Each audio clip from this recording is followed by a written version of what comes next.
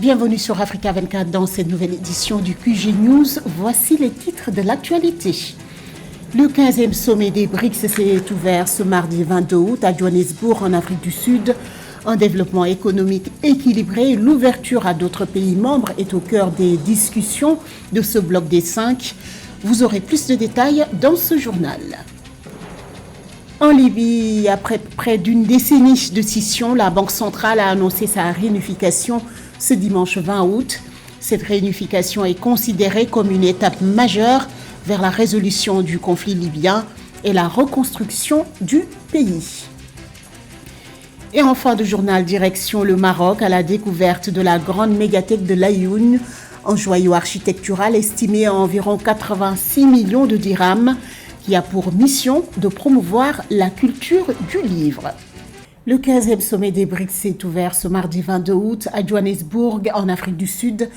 Parmi les principaux dossiers étudiés, il y a l'idée de créer une nouvelle monnaie commune pour à terme détrôner le dollar. Autre point important, l'élargissement de ce bloc à d'autres pays membres. L'ambition de cette organisation est de faciliter un développement économique équilibré pour faire face au bloc occidental. Plus de 40 pays ont déjà exprimé leur intérêt à les rejoindre. Le bloc, qui produit un quart de la richesse mondiale, œuvre pour une économie rééquilibrée et une politique mondiale multipolaire. À l'ouverture de ce sommet, le président sud-africain Cyril Ramaphosa a rappelé que le but principal des BRICS est le développement multilatéral. Je vous propose de l'écouter. Africa is a continent of great opportunity in industrialization process in a variety of sectors. This continent is L'Afrique est un continent qui offre de grandes opportunités dans le processus d'industrialisation dans divers secteurs. Ce continent est riche en minerais essentiels qui assureront la réussite des entreprises au XXIe siècle. Le continent possède des ressources en lithium, vanadium, cobalt, platine, palladium, nickel, cuivre, minerais de terres rares et bien d'autres encore. Ce sont ces minerais qui sont le moteur de l'activité mondiale. Les pays africains ont clairement indiqué que les investisseurs de choix sont ceux qui viendront investir sur notre continent, mais qui traiteront également leurs ressources ici, près de la source, afin que les pays africains n'exportent pas leurs matières premières, mais des produits finis. Export rock and sand, but export finished products as we would like to do. Au Niger, la CEDEAO a rejeté la proposition de la junte au pouvoir. Les militaires prévoient une période de transition de 3 ans pour rétablir la démocratie. Une proposition jugée inacceptable par Abdel Fattah Moussa, le commissaire aux affaires politiques et à la paix, à la sécurité de la CEDEAO, ce lundi 21 août. Plus de détails avec Samantha Saberou Saboubanga. La communauté économique des États de l'Afrique de l'Ouest, CEDEAO, a rejeté la proposition d'une transition de 3 ans au Niger suite au coup d'État militaire qui a renversé le président démocratiquement élu, Mohamed Bazoum. Une annonce faite le 21 août 2023 par Abdel Fattah Moussa, le commissaire aux affaires politiques, à la paix et à la sécurité de la CEDEAO, qui juge la proposition inacceptable. Une période de 3 ans de transition est inacceptable. Nous voulons que l'ordre constitutionnel soit restauré le plus rapidement possible. Nous ne parlons même pas d'1 an. Elle devra être beaucoup plus courte que ça. Samedi 19 août 2023, une délégation de la CEDEAO est à Niamey pour trouver une solution pacifique à la crise. Le nouvel homme fort de Niger, le général Abdourahmane Tchiani, a déclaré que la junte allait lancer un dialogue national en vue d'une transition démocratique qui ne devrait pas durer plus de 3 ans. Cependant, la CEDEAO a fermement condamné le coup d'État et a demandé un retour immédiat à l'ordre constitutionnel. L'organisation régionale avait initialement fixé un ultimatum d'1 semaine à la junte pour rétablir l'ordre constitutionnel, menaçant sinon d'une intervention militaire dans le pays. Au fil des jours, le spectre de la guerre s'éloigne et la diplomatie s'embourbe. Tout le monde stagne. Alors que aujourd'hui, il faut évoluer dans la lecture de la situation au Niger pour regarder à la souffrance des populations et prendre des mesures dirigeantes pour que cette population ne souffre pas des affres de ces sanctions imposées. Et c'est tout le droit légitime, le droit humanitaire qui doit s'exprimer ici, afin que demain, la communauté des États de l'Afrique de l'Ouest ne soit pas comptable de la famine ou des victimes que ces sanctions pourront faire dans la population du Niger. Je pense que c'est ce qui est le plus important aujourd'hui. Le Niger est confronté à de nombreux défis, notamment l'inflation, l'insécurité et les tensions ethniques. La CEDEAO a souligné l'importance de la stabilité politique et de l'unité nationale pour faire face à ces défis et exhorter toutes les parties à s'engager dans un dialogue pacifique pour trouver une solution. La communauté internationale, y compris l'Union africaine, les Nations unies, a également exprimé sa préoccupation et son soutien à un retour rapide à l'ordre constitutionnel. Le Burkina Faso se dit prêt à défendre le Niger en cas d'agression de la part de la CEDEAO.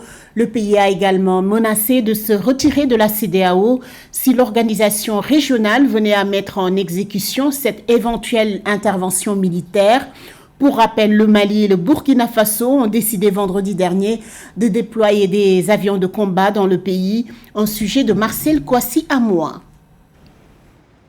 Le Burkina Faso menace de se retirer de la communauté économique des États de l'Afrique de l'Ouest, CEDEAO, si celle-ci intervenait militairement au Niger.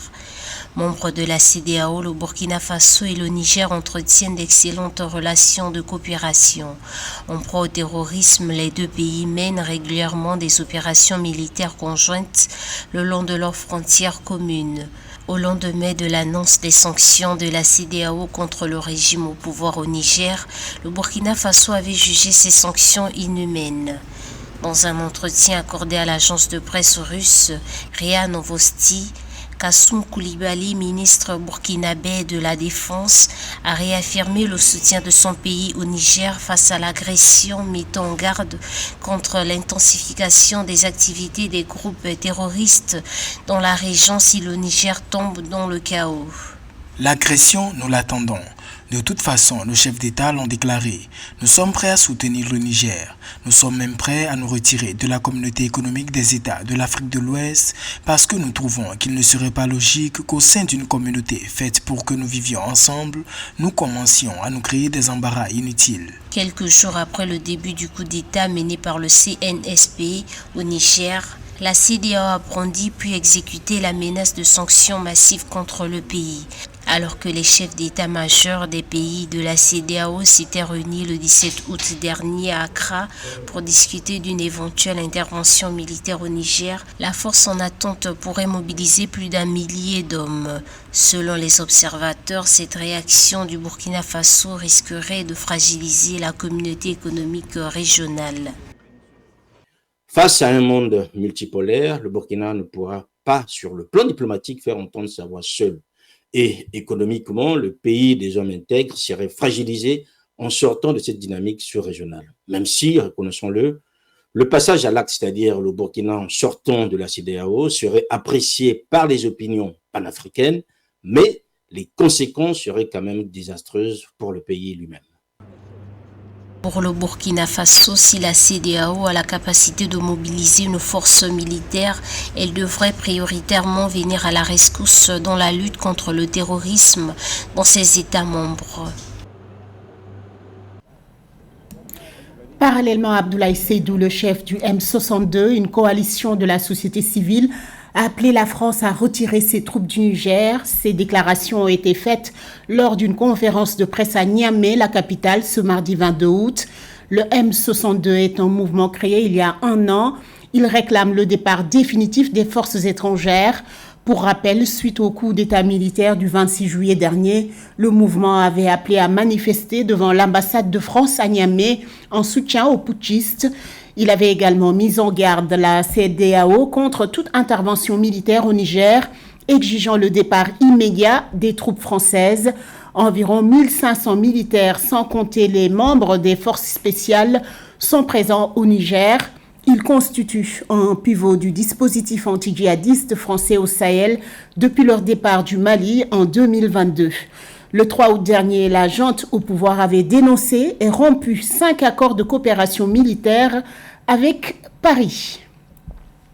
Dans le reste de l'actualité, après près d'une décennie de division, la Banque centrale de Libye a annoncé ce dimanche 20 août sa réunification, une réunification qui intervient suite à une réunion à Tripoli entre le gouvernement de la Banque centrale Sadek El-Kaber et son adjoint Marie Raïl Amenedji nous donne plus de détails dans ce reportage.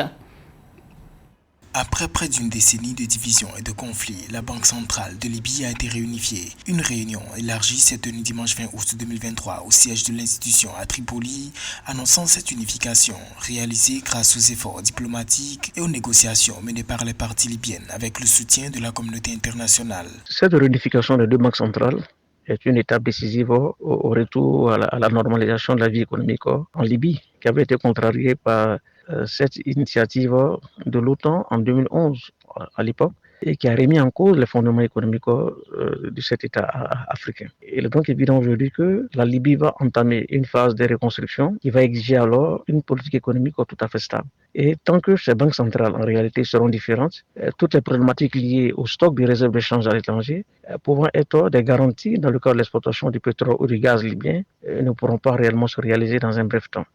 La division de la Banque centrale a été l'un des principaux obstacles à la stabilité économique de la Libye. Depuis 2014, le pays avait été confronté à une situation chaotique marquée par la présence de deux banques centrales rivales, l'une basée à Tripoli dans l'ouest du pays et l'autre à Benghazi dans l'est. Ceci avait entraîné une fragmentation de l'économie et un affaiblissement du système bancaire. Les deux banques centrales émettaient leur propre monnaie et menaient des politiques monétaires indépendantes, contribuant ainsi à l'hyperinflation et à la dépréciation de la monnaie nationale qu'est le dinar libyen.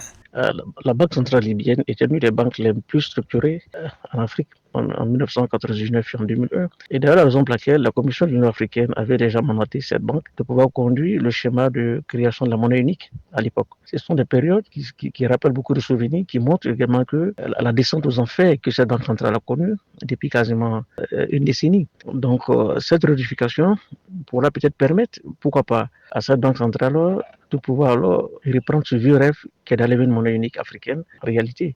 Les efforts de médiation de l'ONU et la volonté des parties libyennes de trouver une solution à un accord de réunification de la Banque centrale ont abouti. Les deux branches de la Banque centrale sont désormais intégrées en une seule institution avec un siège à Tripoli. Les responsables de la Banque centrale ont également convenu de coopérer étroitement pour restaurer la stabilité économique du pays et relancer les secteurs clés tels que le pétrole et les services financiers.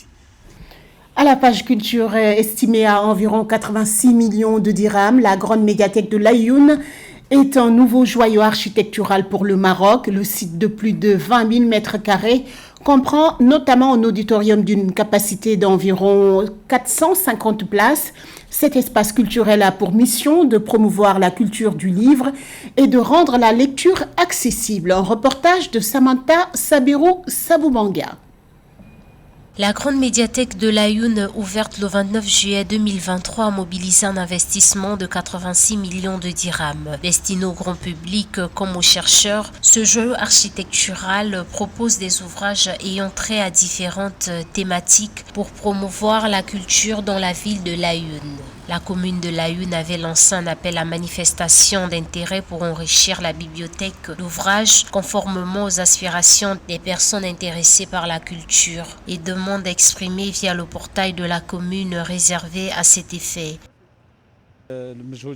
C'est une grande bibliothèque de 12 000 mètres cubes. Ça va être un phare de connaissances. S'étalant sur une superficie de 23 500 mètres carrés, dont 5 500 mètres carrés couverts. La nouvelle médiathèque de l'Aïoun comprend notamment un auditorium d'une capacité d'environ 450 places, une salle de lecture, une vidéothèque, une galerie d'exposition, un espace réservé à la presse et une salle multimédia.